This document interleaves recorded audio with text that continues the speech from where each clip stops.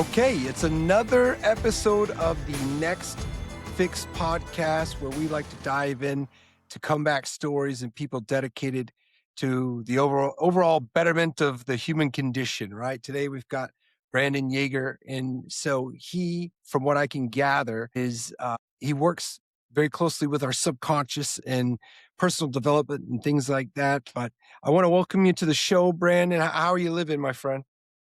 I'm doing great, Ryan. Thanks for having me on. Yeah. Yeah. Brandon's energy is like way more like cooler than mine. So I'm gonna try to be I'm gonna be a little bit more suave, although that's not really my cup of tea. But so Brandon and his partner, is it Deb or Debbie? Debra Yager. Debra. Right. Okay. So the two of them, they're in Park City and they're working closely with people in some very, very cool ways, right? But as most of the time when people get into working and being dedicated to helping people, there's usually, there's a genesis, there's a catalyst to their passion. And so, Brandon, yeah, I want to know about that, brother. Like, where exactly did it all jump off for you two? Well, luckily, I had a grandfather pop up, and he got my older brother and I. He just turned 45 yesterday. Celebrated his birthday. We're super close into business, and we're both coaches, kind of personal growth, transformation coaches. And he got us on this 30 minutes a day program when we were super young. I was probably 11, 12 when it started, right about when my dad lost his job. And so he kind of distracted us with filling our brains with hypnosis and NLP, listening to Tony Robbins, Zig Ziglar, Jim Rohn, all the greats, Yeah. Brian Tracy. So that gave me such empowerment at a young age, getting that in my 11 to probably 15, 16 years old. He motivated us. He said, "Hey, if you guys give me 30 minutes a day, I'll buy you something at the end of 6 months or a year." And so he really, when you look at school, we're not really motivated to go after rewards. We're motivated to get grades. And if we don't, we fail. Right. And Right. so it's Right. it's away from motivation. So that really stuck with me. And as soon as I got out of high school, I got right into real estate at 18. So I built my real estate business. I did that for 17 years, and I hit my glass ceiling when I was probably in my early 20s, hit some success. And then I was like working longer, harder, better, faster, got the grind going, made some success happen. But I was like, there's a massive amount of struggle still. And so it was kind of like I went full circle. And what I'd done was I'd gotten away from my personal growth. I'd gotten away from working on myself, improving my language, my just reading more, all the things that, my grandfather had us working on at a young age. And so that's when I hired a coach, Rhonda. And at the time, she's making 20 million a year. And I was like, I need to know what this woman's doing. She's exquisite leader. And she said, "Brandon, you're the problem in your business." And when someone like that tells you, you listen. She Sure. like Sure. metaphorically, she smacked me upside the head basically. And Yeah. I needed that in my early 20s. Well, brother, I gotta know just a little bit more about Pop Pop, man. Yeah.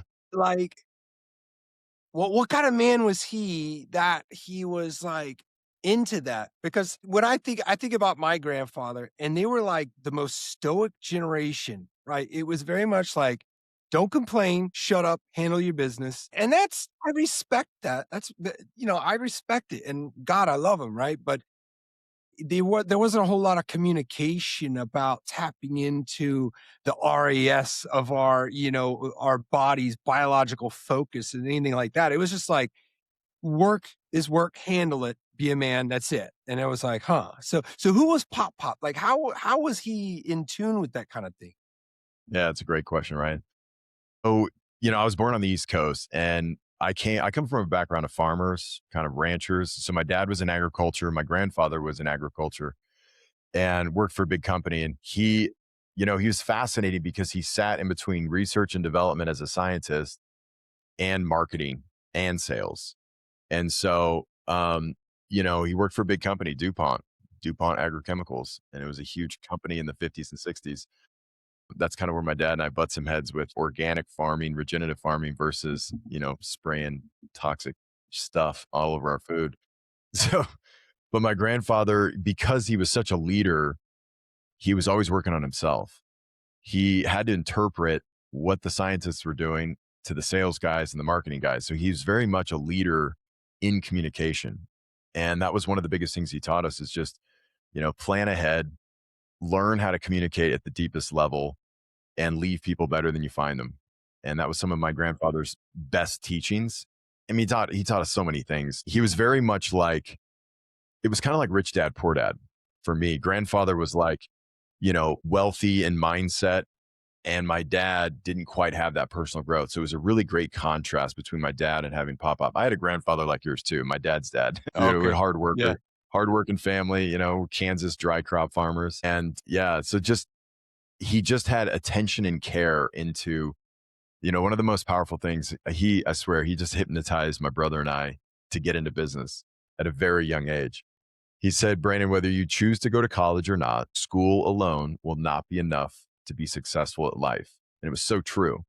Because when I got out of high school, I was like, I knew immediately I was done with sports. I was done beating up my body, playing volleyball, water polo, basketball. I was just done with that. And I jumped right into real estate. And no one in my family was in real estate, but it had been a lineage, kind of a generational thing back in the past. And he just set us up with the values and the virtues of working on yourself. And Jim Rohn said it best: work harder on yourself than you do your job. And that's what he instilled in us. So Yeah, that's man. where it made that quick jump and just acceleration into real estate, running my own business. It gave me that edge. Sure. Yeah, and I love, Jim Rohn. One of his quotes was, well, his mentor was telling him, Mr. Schoaf. It's Shof, chauffeur. yeah. I Shof. say it wrong every time, but he told him, "Become a millionaire for what it will make of you, what you will become in that process." That's the gist of it, is that it wasn't about the dollars. It was that Right. process, and to attain that level, you will be a certain kind of a person. And so I appreciate that challenge. So when you're in your early 20s, right? And then, all right, so you've got this mega smack in the head, as you put it, about you being the issue, right? You're the issue, and you had gotten away from working on yourself. And so what was turning that corner like, right? Did you just go back to what you had already kind of been conditioned by pop? I mean, was the lessons already kind of inside of you and you just kind of gotten away from it?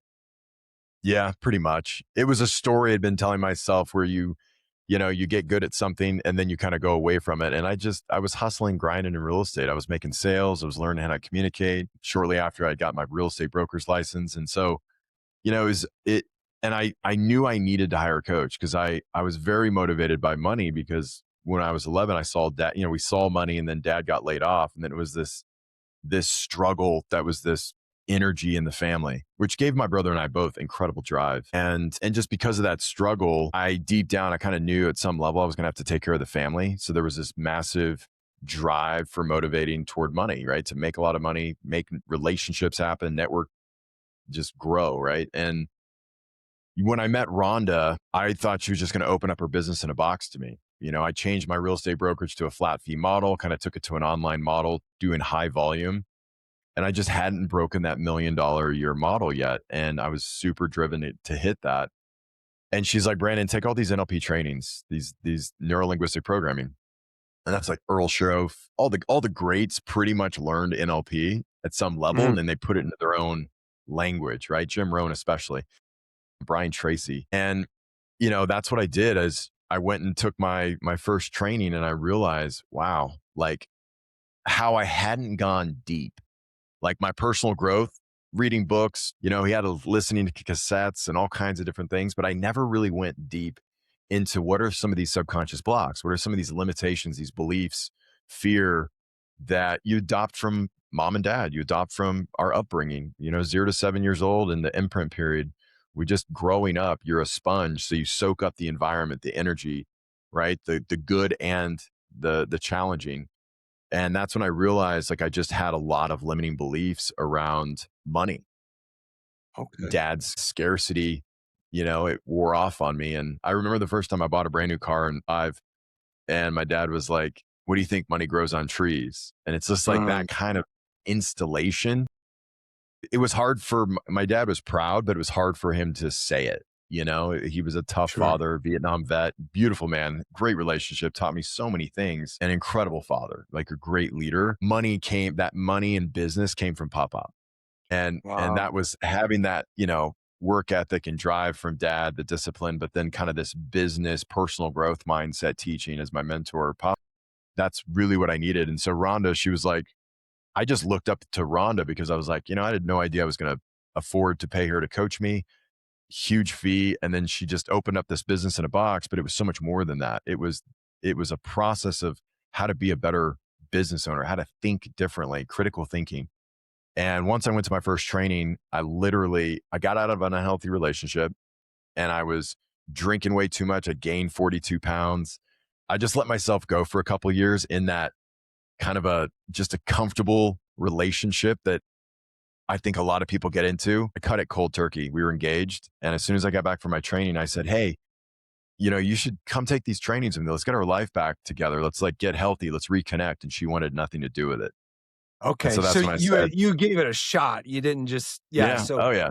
No, well, it was one of those relationships where you break up, you get back together, you break up. And I knew I floated out 5 years and I saw divorce, divorce, divorce in a meditation. I'm like, I'm not going to do this. And so she wanted nothing to do with personal growth. And that's a huge value.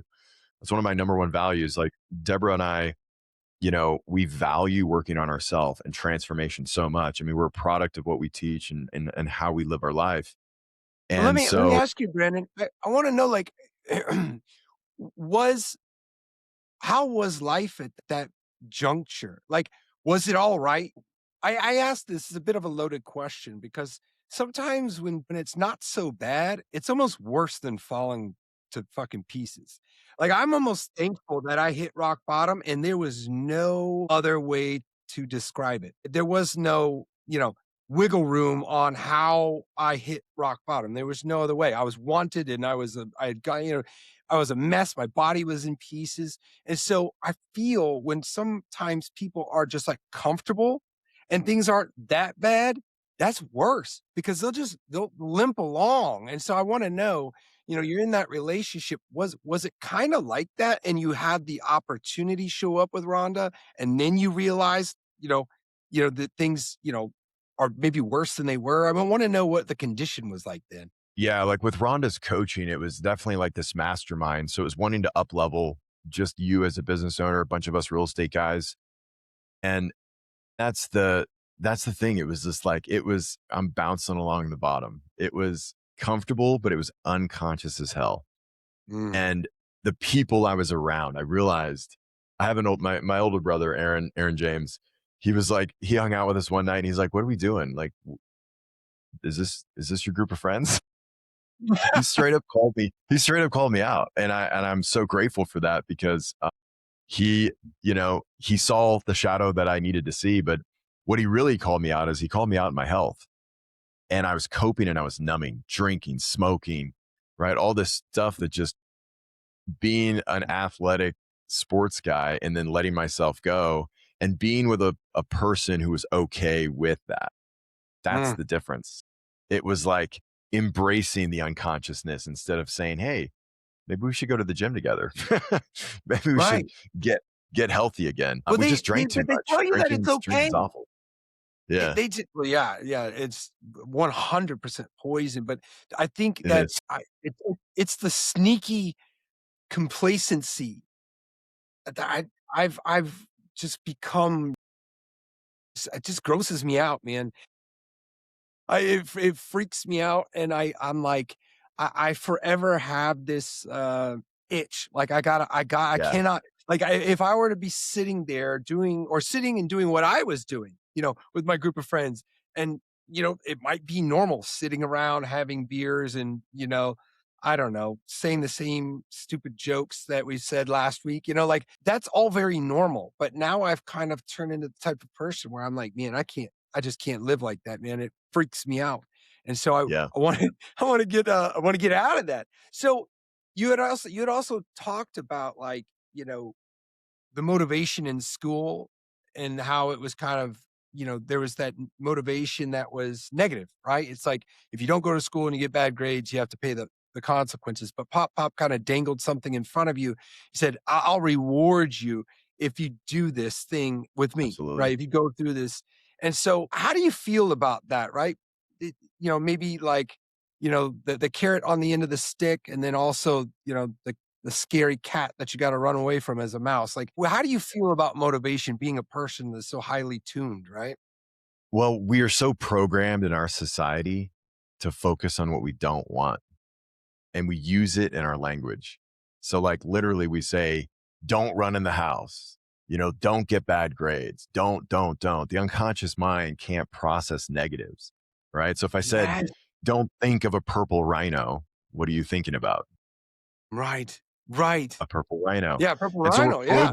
we're programmed for this. And so that's really, we don't realize language. When you change your language, you can live a different world, and you live in a different world. It's all frequency, it's all vibration, it's resonance. And neurolinguistic programming is just the science of communication. And that's all it is how do you communicate better with yourself? And then how do you speak the language, which is frequency, into others, right? And have them change their language so that you're more focused on what you want. Just like the reward pop up dangled. I think I got a mountain bike was my first reward. My brother got one of those big JVC boom boxes. It was hilarious. And it's like you're going after a goal instead of going away from the pain, or the suffering or the poverty. So many people, instead of focusing on money, they focus on getting out of debt. there's Mm, there's only a few ways to do this. The only way I know to make debt disappear is make more money and stop spending money. sure. So, Right. that's a big piece of it right there. It's just how we motivate our children. How do we motivate people? That's one of the biggest things I think that we really miss and we struggle at. And that comes down to our language. What are we focused on? Because whatever you focus on, you'll get. So if it's negative, don't be surprised when you get something negative, because that's what you're focused on. Right. It's kinda like, I It's I so mean, simple. if you're a sports guy and you're in Park City, I'll use like a skiing thing here. It's like, don't you're going down a chute and you're like, you see those rocks and you're like, all I Yeah. have to do is just not launch and go that Yeah. way. I know Or where I need don't to hit a be, but tree. if you glance and lock that thing with your eyes and that's what your focus is on, it's exactly where you'll end up. And I've been there. I'm like, "Don't land on those rocks," and now I'm laid out.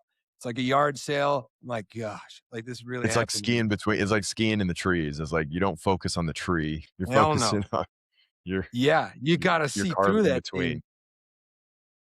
Well, Exactly. and I kinda interrupted you in the story because you had just gotten to the part where Deborah came into the picture. So you had bailed on relationship Yeah. A. Yeah.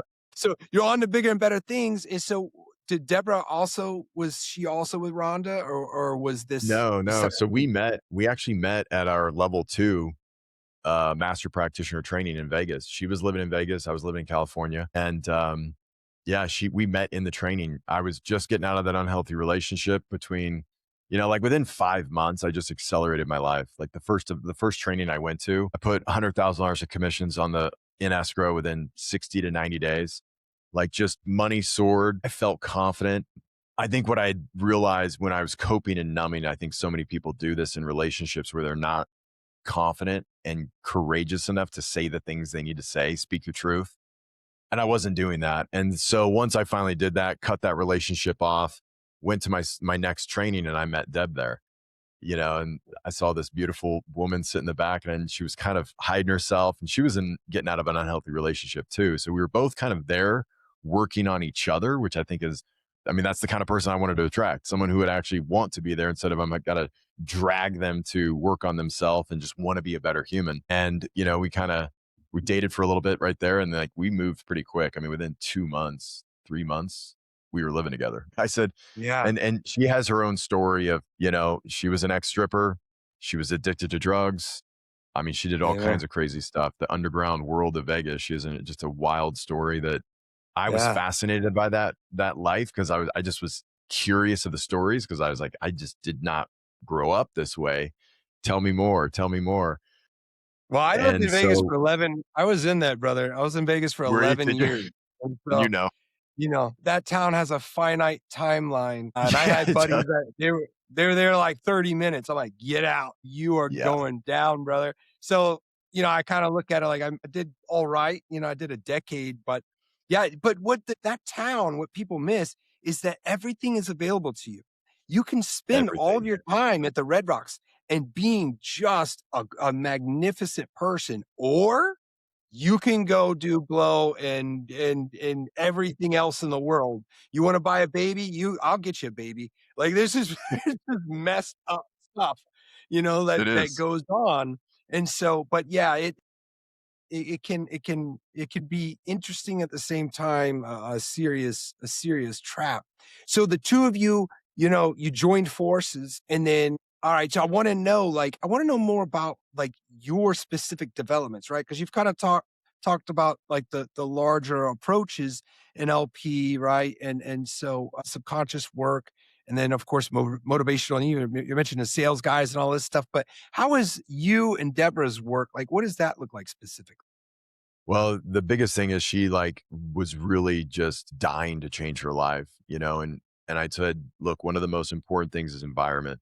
It's like if you want to get out of the environment, heal. She had a lot of healing to do, a lot of trauma, a lot of abuse. And I said, come live with me in California. And that's when our healing journey began. The next 2 years from 2013 to 2014, it was just literally practicing everything we learned at level 1 and 2, and she was like my client. I was literally practicing tools, techniques, language. And if I wasn't doing that with her helping, and she was helping me equally as much, I'd be using language and just different conscious language tools, patterns in my real estate business, getting better at sales, get her better at building rapport and connecting with people, building relationships. And so those two things, I grew my real estate company. And then I realized I love doing personal, like I love being a transformation person who can facilitate growth and transformation in someone else. And that's what she wanted to do. Deep down, she wanted to be a coach. She wanted to be a coach and she knew that.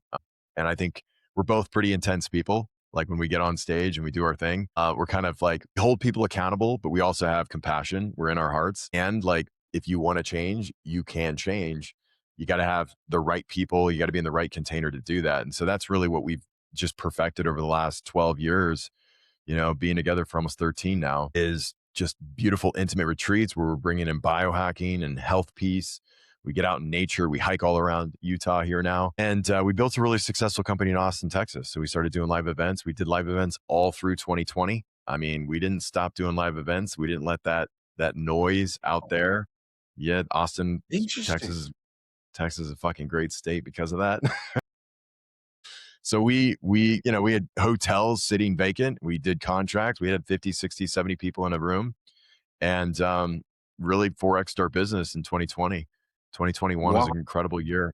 And that's just because what we were doing, we know and believe was more important than the fear on everywhere you looked. Fear, fear, fear. Right. And that's one of the most debilitating things that keep people stuck. And that's one of the things Deb overcame so much was fear of getting on stage, fear of speaking her story. The first time she got on a podcast years ago and spoke her whole story, she had like a healing phase afterward because it was the first time she got this stuff out of her body, like she finally Right. spoke it into existence.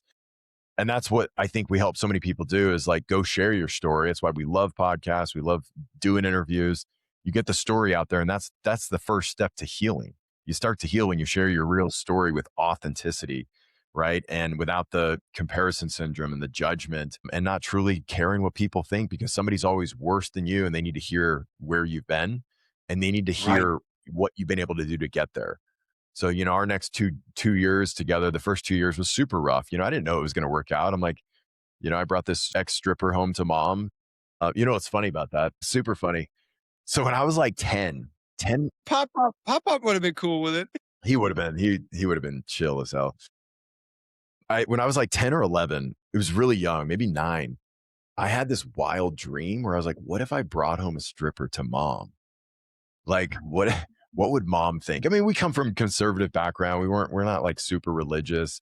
I grew up Christian, but the reality, finding spirituality, Christ consciousness, I'm all about, you know, and it was just funny when I did that. And the first time I brought Deb home to meet mom, like we didn't share everything right away. It was like, yeah, she was a performer in Vegas.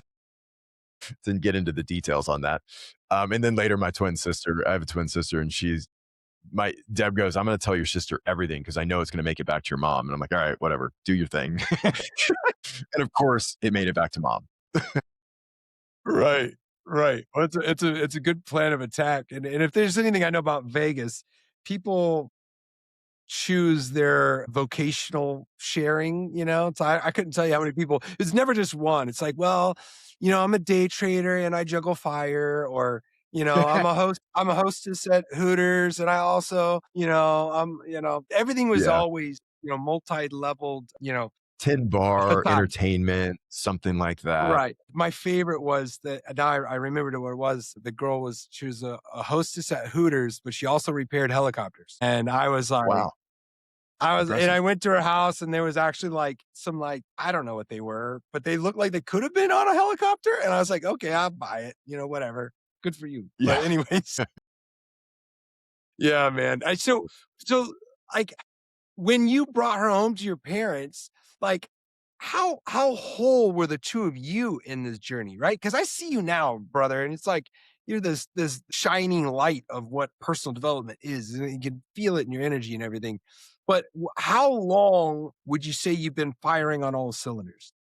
I mean, my life massively shifted since I met Deborah. Like 13 years, we've been incredible life. Like we're just an intense couple and we want to grow. We want to help people. We want to make a lot of prosperity happen for our clients and us. I mean, I made way more money with her than I did on my own. So there was another level of focus and dedication for the two of us.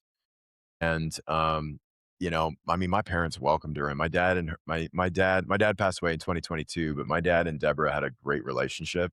Like it was great to see my dad like bring her in and love on her the way he did. That was beautiful. And I mean, it's been a great run. Like I definitely know that Deb and I have done past lives together because it just like we fit in like a glove. I held space for her to heal, but she did all the work. Like I don't take any of that credit. Like I remembered, going through techniques and there was just a page of ex-boyfriends and exes and clients. And we're just going one by one, scratching them off the list of just knocking down any trauma, any emotional resolution, anything she needed to get from the relationship so she could heal. I just was like, hey, that stuff is yours. It's not mine. I don't mind working on this with you because it was just fascinating to hear her stories. And a lot of our tools and techniques, you don't have to go into details. You can release emotions, getting up above, getting another kind of a bird's eye view, a perspective. And what most people don't do is they make mistakes, but they don't learn from those mistakes. And the biggest piece that we do is you've got to reframe. If somebody pissed you off and you're angry and you're resentful and you're just that whatever, they were a shitty person to you. Well, what do I want instead of feeling all this anger? I want happiness. I want love. I want compassion, maybe some more patience, maybe some forgiveness for myself. Most people don't know how to turn that around. And that's like the biggest piece to learning is taking a really crappy story that you may have been victimized. And there were some victimized situations of Deborah's life for sure before she met me and turning that into empowerment. That's why we call our podcast Your True Alchemy, because it's about alchemy, the seven Mm, stages of alchemy. If you want to transform something, it's pure science. You got to burn it to shit. You break got to it down. you have to calcinate it. You can't dissolve something and get it to dissolution to coagulation. You literally have to calcinate something. And that's like our life. What are you willing to burn down? Right? What's the behavior you have to burn away? And people don't think of this like you want to gain $1 million, you want to build a successful business. What are you willing to lose? Are you willing to lose a few friends that may not support you along the way? Right. And people don't think about this. And that's why we love alchemy. And so much of our brand is alchemy. We got back from Egypt in December. We went to Egypt for, 3 weeks. And Egypt's a magical place. Like you want to talk about like just energy and alchemy and what's going on there as far as ancient knowledge, ancient wisdom. You can learn so much from the past and bring it in with modern tools, modern mindset, modern practices, but rituals is a big thing. Like we love to meditate, breath work is big in our routine and schedule, and just like taking the stuff that ancients knew, whether it was Maya. So we're going to Maya in Guatemala this year at the end of the year in November. We take people and we teach them like what we're doing with astrology, numerology, symbology, and we're learning from ancients in these places. So we not only go see and visit esoteric locations, Chichen Itza, we're going to be going to Lake Atalan, and like, we're tapping into these indigenous ways that quite frankly we're just now coming back around and like, oh, that's what they did. Let's embrace more of that. That stuff works. Right. So it's a Yeah. bridge of this stuff. You know what I mean? So it's modern mastery and how to uplevel your communication, how to move through things. The one thing we do as a couple really well, a lot of people have shared this with us, is like we just move through stuff, right? You got a business problem, you got a business challenge. It's like awesome.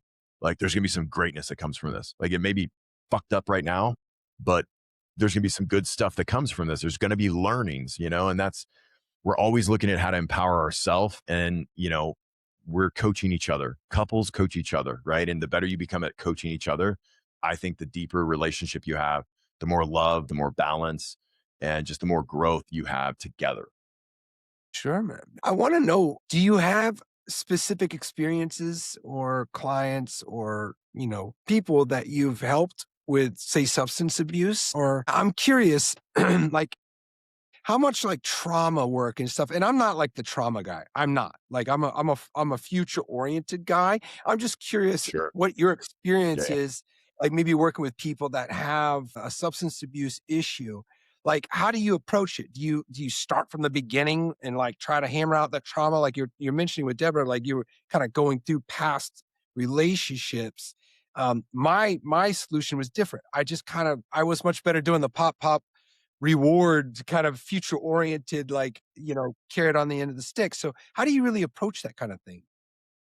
I mean, there's a couple techniques, when someone is slammed in and out of trauma for years, we've had clients like I don't want to say I'm some trauma expert, but the coaching tools work. If you work with someone's subconscious mind and they have an absolute unwavering faith and desire to change, you can clear it out. Right. Hypnosis has been around for thousands of years. Hypnosis is one of the most powerful techniques I use on a daily basis. And so people are fragmented when they're in and out of trauma. And, there creates parts of ourselves. We're literally fragmented. And so there's a part of us that's like this fighter part that protects us. And then there's another part that becomes this wounded part. And then sometimes like there's this firefighter part. So that what we're doing in all of these techniques and processes is to become more whole, like more integrated. And then when you are, you think clearly and you're not leaking energy because you can't make a decision because you're split. I don't personally believe like Deb broke through alcoholism. She quit cold turkey. She smoked meth for a year. Like meth, a hard freaking drug, right? And she was able to integrate these parts where part of her wanted to be this bad girl and rage out and, just fuck shit up. And the other part of her wanted to be like this good person and love and have compassion and patience for others and herself. And there's a technique, it's called parts integration. When you integrate parts of you, you become more whole. And I think some of us come into this world, we're a little more fragmented than others from past lives, different belief systems. Generational trauma is a thing. That's epigenetics, that's science. Dr. Bruce Lipton's figured that out decades ago. And so people come in with different experiences.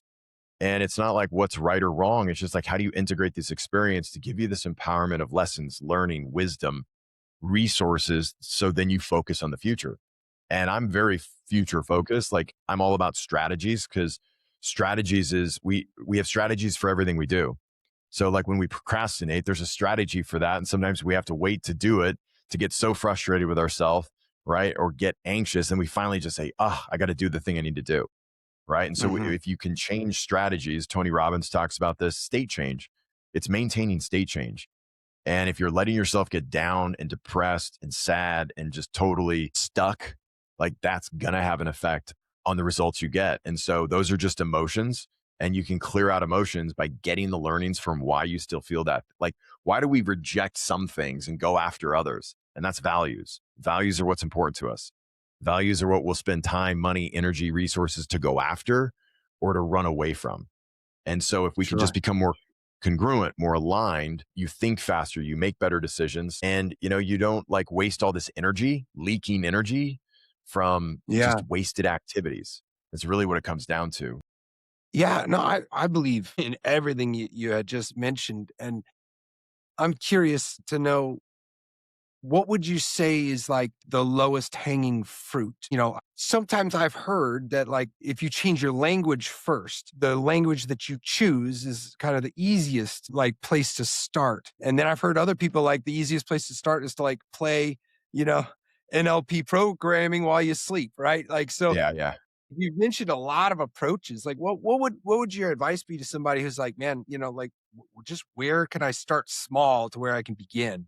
Like, because I this mean, is like language high level. is I don't want to say language is easy because sometimes we're so programmed to focus on what we don't want. People don't even realize they say, like a great example of negative language is I need to, I have to, I must, I should. We're already focused on that's a modal operator. We call it it's a tip off of there's something underneath that language and why I consistently say that, which means I'm not in control of my behavior. And if you're not in control of your behavior, then who is? And so when you say, I need to get a better job, I have to get out of debt, I must get healthy, right? Or that type of language, there's a story underneath that that's motivating us usually away from what we don't want. And what we do is we tend to focus what we don't want and then we get it. And that's the cycle. It's like this pendulum swing where we go really extreme, right? We'll get into something, we go all in, but then we don't stay consistent. So we swing back. I'm all about balance. Like, I don't think, back to kind of like addictions and stuff, you have to want to quit, number one. And number Mm, two is I don't think it's a disease. It's not a disease. It's a pattern. It's a behavior. It's either genealogical, could be a past life story, and some people, I think, as crazy as it sounds, they're meant to come in here and suffer and struggle. And who am I to say I'm going to transform your life if you don't want to? Like, as long as that I think they have the will to do it, they will. But if they don't, they won't. And so it's like Henry Ford's quote, whether you think you can or you think you cannot, you're right. And if you yeah. really want to do something, you'll find a freaking way. Or if you don't, you'll find an excuse. And so Oh, Tad yeah. taught me this. One of the first things we teach is cause and effect. I'll tell you the number one thing that Rhonda helped me do and Pop Up is take responsibility. Take radical self responsibility. Stop blaming others. Nobody's coming to fucking save you. Like, I Yeah. was that way. I started thinking, "Oh, nobody wants to work anymore. I can't hire good agents. Nobody does their job." And that was a story I was telling myself. And the more I kept telling it, the worst I kept finding people. They'd come in for 2 weeks and we'd have a scuffle and they're like, I quit, and it's like, that's the story. Another story was like, oh, I can make all this money, but I can't keep any of it. It's like picking up water with your hands. That's a story. So we have these limitations that are false beliefs. We think they're real, but they're not. Fear isn't Right. real. Danger is. Yeah. So you do have to get a hold of your language, and you also have to look at some of these monumental memories in our past, right? Like an example is my twin sister and I. We got held back in the second grade. We were in different classes. They said we weren't maturing, brought us to the same class, second go around of second grade. And, great teacher. She did the best she could. And I just remember my sister and I, like, that was like kind of the start of our fighting. I took that experience as being held back, didn't have a decision, couldn't make the decision. It wasn't my decision to make. It was like, your guys are doing this because this is what we all agree on. So I put the chip on my shoulder and I was like, I'm going to beat the guys that I should be, in the sixth grade with. Right. And so that chip lived with me. And my twin sister took it as like very like lower self-esteem. It attacked her confidence. She shrunk in a way because then and she was great at school, but then she just started to think less than. Her Mm, self-worth was really messed up. So there's moments like this in school. Deb has one where like you stand up in front of whatever classroom to read out loud, you stumble over your words, kids laugh, teacher says sit down, right? And then you that's one of Deb's is like you chalk that up as to like I'm too stupid, I'm not worthy enough, so I'm not going to even worry about school. And that's what got her kind of into this wild world of stripping and making money doing what she did. And so we all have that story of like maybe it's business, maybe it's hey, I wasn't good at school. Most entrepreneurs aren't good at school. Like I maybe graduated with a 3.0 out of high school, you know um and I just had the drive to get after it. And I think the biggest thing I look at is so many people are debilitated by fear, uncertainty, doubt. And those three things just keep you stuck. And so you never take action. And like if yeah. if there's majority of people, 90% of people won't take action. The 10% do. And even if you screw it up, you'll get the feedback, reincorporate and go relaunch. And that's business. Yeah. You're not lying, brother. I do. I have a little feather in my cap with my journey. And so as I had, you know, struggled to get sober, and I was an addict and alcoholic most of my life, but one thing I never did is I never blamed anybody else, you know? Like, that was one kind of saving That's grace, great. is that I didn't have that element that a lot of people do, and one of the parts of my story was, like, the opioid epidemic, right? I had a doctor give me enough drugs, to kill a rhinoceros, and everybody said, "Oh, it wasn't your fault." Like, people would tell me, like, "Well, that wasn't your fault." And I said, "Well, you know what? I still put the pills into my nose and into my mouth, and I still picked up the bottle." And so that was, looking back, it was such a major advantage to when I did decide, to your point, when I had made the decision and I really wanted to get sober and I really wanted to be a better person. When I made that decision, at least I didn't have that, like, but it's not really my fault. I didn't play that game. That's And good. back, it was a huge advantage. Do But you yeah, man, feel like, let me ask you a question, Ryan. Do you feel like alcohol is a disease? Alcoholism? no, no. Okay. And I have an interesting, well, I had a realization that I kind of made me question that. My mother and my father. My mother's still in active addiction. She's still drinking, still, not well.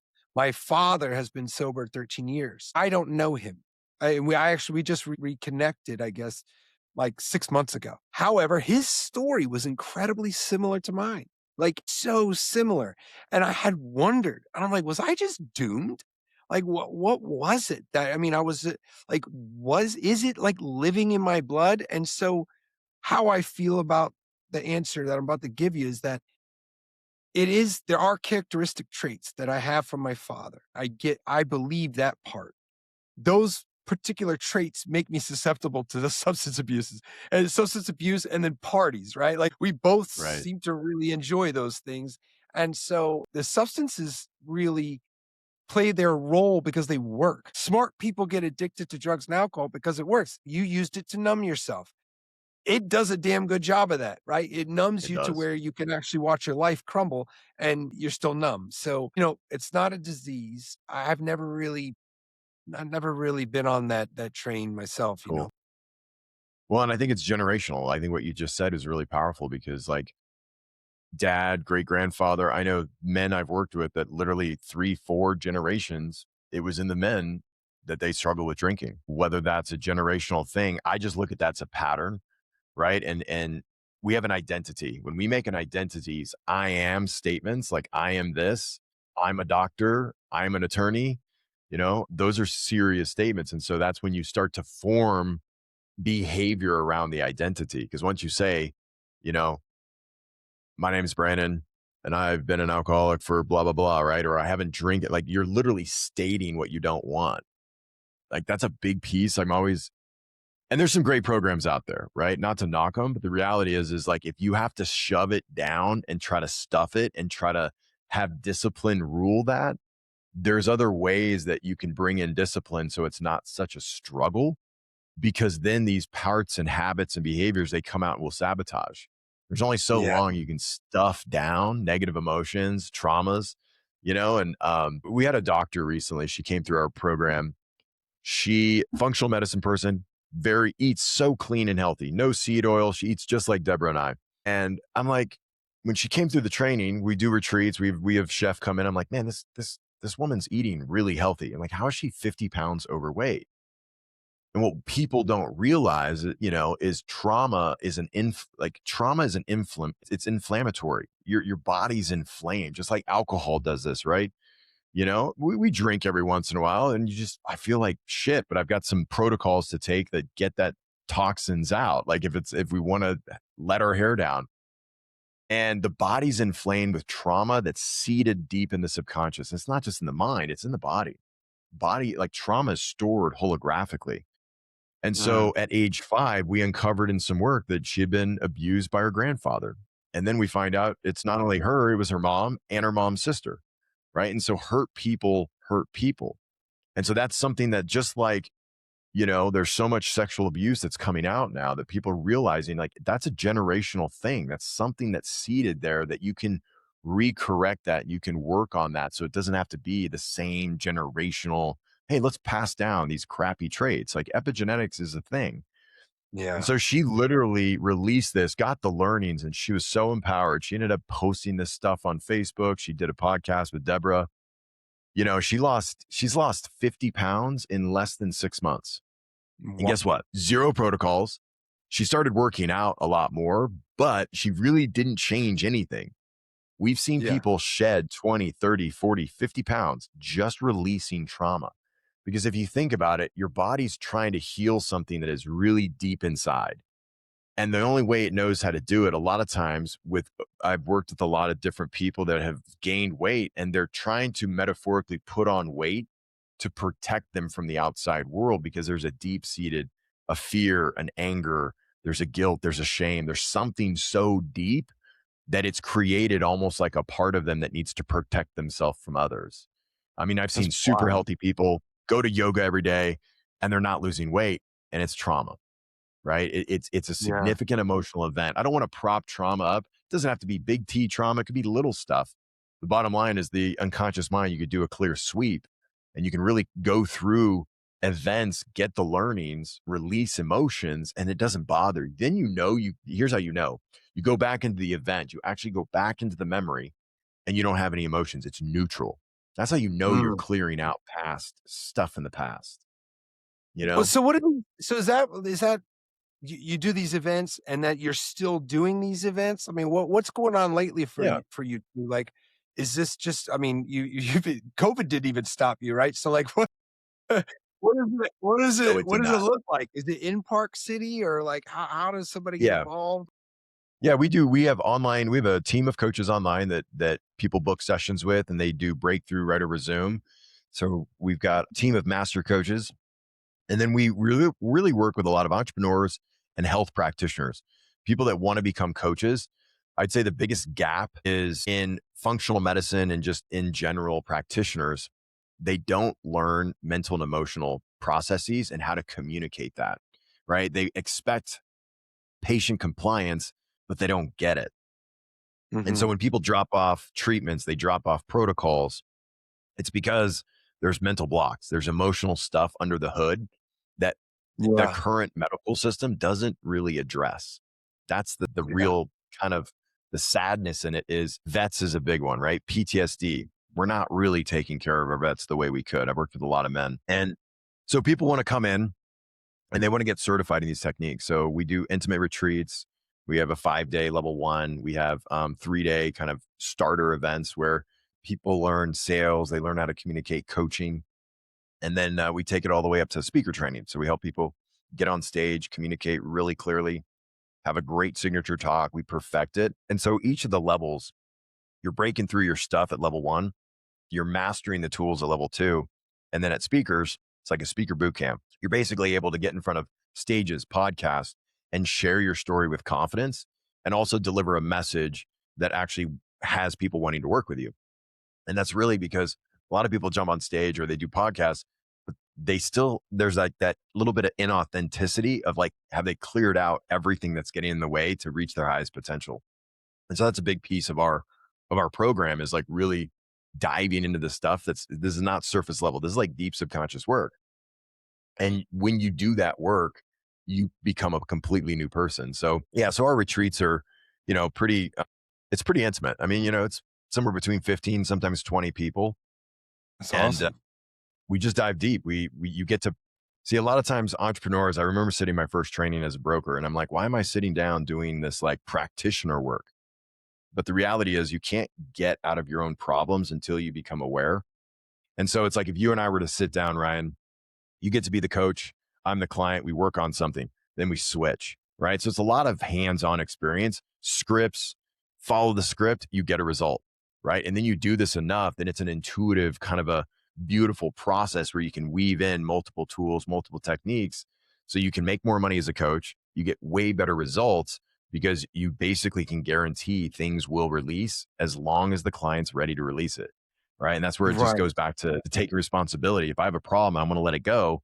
As long as I'm willing to let it go and not hold on to it because I still want to be a little victim deep down inside. Right. Right. Or I still have this fearful, scared part, you'll let it go. Like it's like you can't not let stuff go because you're working within the subconscious. Your conscious mind is kind of out of the process. You don't have to talk about trauma. You just it's a way of like being able to rewrite the story of someone's, obstacle or block or a major event in their life. That's awesome, man. It's holistic for sure, right? And I can It appreciate is. what you said about our current system's not holistic, not even by a long shot. And so you doing that kind of work, brother, is it's important, right? And so what's like It is. one Thank you. nugget that you would drop for somebody who might be feeling like they've got another level inside them, like they want to experience that, but they're not sure what to do. What kind of wisdom could you bestow? Yeah. I think a big piece of our belief systems, I think a lot of people are stuck right now. They're stuck in depression. They're stuck in apathy. A lot of people, and I think this is a part of the programming of what our current construct of how we think people heal. I believe we have everything inside to heal. We just haven't activated it. We haven't turned it on, right? You turned it on and said, "Hey, I'm not gonna drink, right? I'm gonna quit this unhealthy habit, right? That's sabotaging my life." I think belief systems is a huge piece of that. I think changing your identity is massive, right? You have to become a new person. It's not immediately obvious, but if you want to change, you have to change something. And I think that a lot of people feel stuck that they can't heal, that they believe they can't be a different person. It's like, oh, this is just my life, right? This is the card Right. the hand I've been dealt. And that's just the biggest crock of BS because if you truly want to change, you can. You know, Yeah. it's not always gonna be easy, but the biggest thing is like, I would say most people are in their way. I was in my own way when Rhonda was like, smack, right? And Deborah still does it when I get in my own way. She's like, "You're in your own way. What are you trying to control?" And I think that's where a coach or having a mentor is truly beneficial. And we have coaches, we have so many people that is in our community that we all work together, we mastermind, we help each other because we want to lift.